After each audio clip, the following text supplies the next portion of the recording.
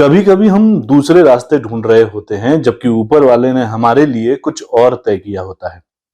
नमस्कार, करते रहिए चमत्कार, क्योंकि दुनिया करती है सिर्फ चमत्कार को ही नमस्कार। आज की कहानी है एक शेर और लोमड़ी की कहानी। लेकिन इस कहानी का मुख्य किरदार है एक एक लड़का जो साधना करने के लिए जंगल पहुंचा था। तो हुआ ये कि एक लड़का था, उसे बताया उसके गुरु ने कि भाई जाओ साधना करो। तो वो एक जंगल में पहुंच गया। जंगल में पहुंचा और वो देखता है कि एक लोमड़ी जिसका एक पैर नहीं है वो वहां से गुजर रही है। उसे पहले तो दुख हुआ कि अरे इस लोमड़ी का एक पैर नहीं है, ये कैसे जिएगी आगे, क्योंकि ये शिकार नहीं कर पाएगी तो भूख से मर जाएगी। लेकिन थोड़ी ही देर के बाद उसे एहसास हुआ कि उसका घाव पुराना दिख रहा है, यानी कि कई दिनों पुराना। तो क्या ये कई दिन से सरवाइव कर रही थी? तो आखिर ये सरवाइव कर कैसे रही थी?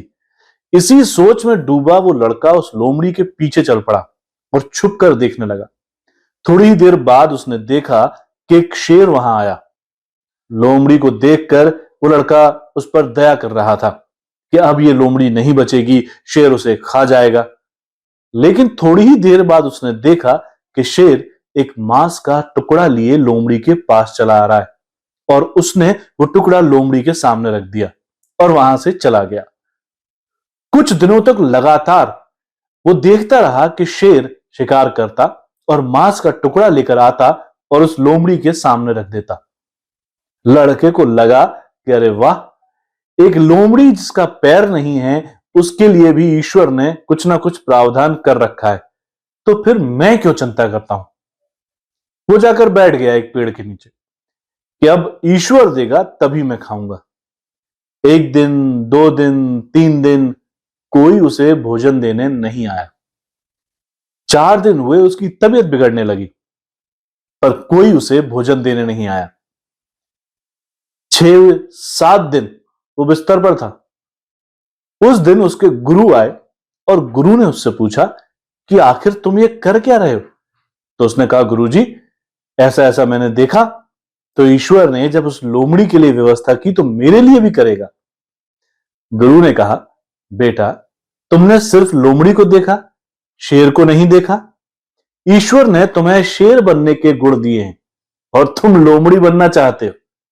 यानी ईश्वर ने तुम्हें इतना सामर्थ्य दिया है कि तुम दूसरों के लिए कुछ कर सको, और तुम अपना सारा सामर्थ्य छोड़कर यहां पेड़ के नीचे इस आशा में बैठे हो कि कोई और आएगा और तुम्हें कुछ देगा। लड़के को बात समझ आ गई कि जब सामर्थ्य हमारे पास है तो दूसरों के भरोसे रहने का क्या उद्देश्य, क्या मतलब, है ना बात सही? तो कहीं आप भी तो शेर हैं और लोमड़ी की तरह जीने का इंतजार नहीं कर रहे हैं? चेक कर लीजिए। इस कहानी को जरूर शेयर कीजिए और वीडियो को भी शेयर करके इस चैनल को सब्सक्राइब कर ही लीजिए। बहुत दिनों से कह रहा हूं, आज कर लीजिए।